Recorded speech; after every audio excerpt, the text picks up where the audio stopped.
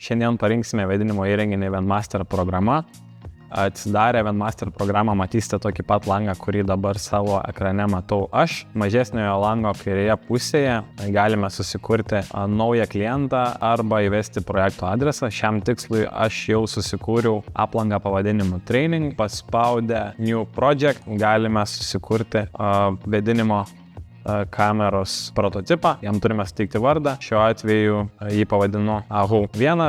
Taip pat turiu parinkti ir nurodyti, kokio tipo vėdinimo įrenginys tai bus. Galimi vėdinimo įrenginių tipai yra ištraukimo kamera, oro tekimo kamera, vėdinimo įrenginys su šilumogrąža, vėdinimo įrenginys su atskirų srautų šilumokaičiu arba kompaktiniai Amber CXV, CXH arba RH gaminiai.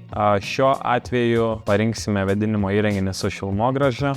Privalome parinkti vėdinimo įrenginio instaliacijos vietą, kam tai bus reikalinga. Tai pagal šią nustatytą lokaciją programa skaičiuos Eurovent vasaros energetinio efektyvumo klasę ir ją nurodys jūsų techninių duomenų lape. Paspaudę išsaugoti galime atidaryti savo sistemą, kurią pasiūlys programa. Programa mums pasiūlo standartinį vėdinimo įrenginio komponentų išdėstymą, su kuriuo mes galėsime dirbti. Tam, kad parinkti vėdinimo įrenginį, pirmiausia, mums reikalinga užklausa suformuota mūsų kliento arba projektuotojo, pagal kokią užklausą aš rinksiu vėdinimo įrenginį. Dabar jūs matot savo ekrane. Prieš pradedant rinkti vėdinimo įrenginį, mes turime atlikti vieną labai svarbų žingsnį. Kairėje lango pusėje paspaudę Extra, Connection Settings ir Login galime prisijungti. Įvedę savo duomenis, mes turime įvesti ir prisijungimo vardą ir slaptažodį. Prisijungimo vardą ir slaptažodį jums suteiks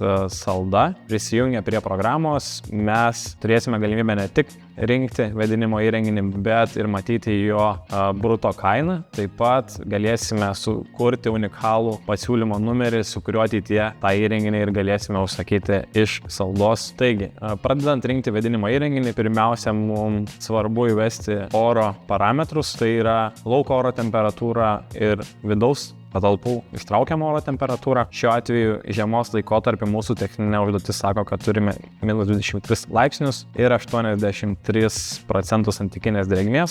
Vasaros metu turime 26 laipsnius ir 55% santykinės drėgmės. Tiek vasaros, tiek žiemos laikotarpiu turime vienodą ištraukiamą patalpos oro temperatūrą ir drėgmę, tai yra 21 laipsnis ir 55% santykinės drėgmės.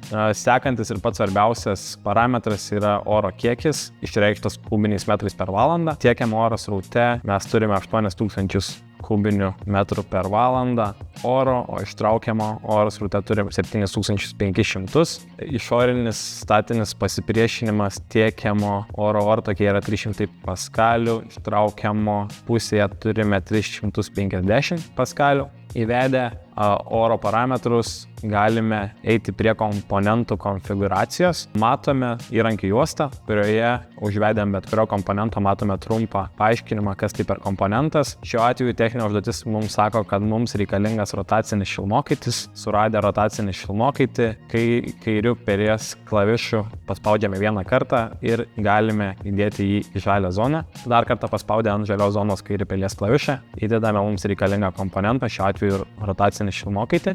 Iš karto galime jį ir sukonfigūruoti. Mūsų techninė užduotis sako, kad mums reikalingas efektyvumas yra daugiau už 80 prie subalansuotų srautų. Įvedę čia 80, programa mums parinks šilmokaitį, kuris atitinka šį reikalavimą. Sekantis žingsnis, kurį turime atlikti, yra parinkti elektrinį šildytuvą. Šiuo atveju programa mums pasiūlė vandeninį šildytuvą, kuris mums netinka. Užvedę ant komponento ir vieną kartą pelės klavišų paspaudę dešinį pelės klavišą galime pašalinti sekciją. Vėlgi pašalinę sekciją grįžtame į komponentų juostą, randame elektrinį šildytuvą, spaudžiame kairį pelės klavišą vieną kartą ir įdedame mums reikalingą komponentą tiekiamo oro sraute už ventiliatorius. Dar vienas parametras, į kurį turime atsižvelgti, tai tiekiamo oro temperatūra žiemą. Šiuo atveju turime 22 laipsnius po elektrinio šildytuvo žiemos laikotarpiu. mums reikalingas 21 laipsnis, vietoj 22 įrašėme 21. Kol kas atrodo, kad atitinkam visus mums keliamus reikalavimus techninėje užduotyje, kad įsitikinti turime suskaičiuoti vėdinimo įrenginį. Kairėje pusėje spaudžiame skaičiuoti ant kalkuliatoriaus konios. Sistema pasiūlė mums optimalų vėdinimo įrenginį pagal mūsų techninę užduotį. Galime atlikti trumpą patikrinimą. Taigi, užvedant elektrinio šildytuvo matome pagrindinius jo parametrus, suskaičiuotą elektrinę galią, nominalų elektrinio šildytuvo galingumą.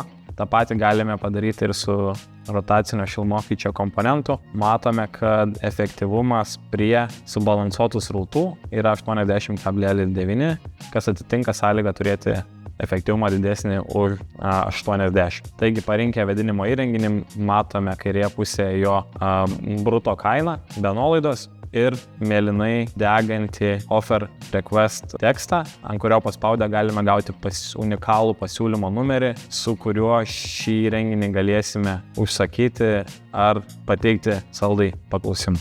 Tai paprastai parenkamas bazinis vėdinimo įrenginys pagal jūsų techninę užduotį.